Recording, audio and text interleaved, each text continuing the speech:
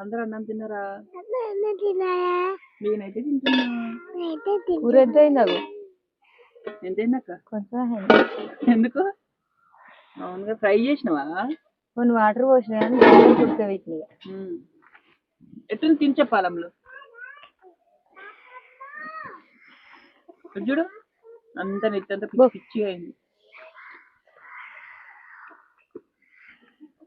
ఎట్లున్నాక వదిలిపోయింది కూర.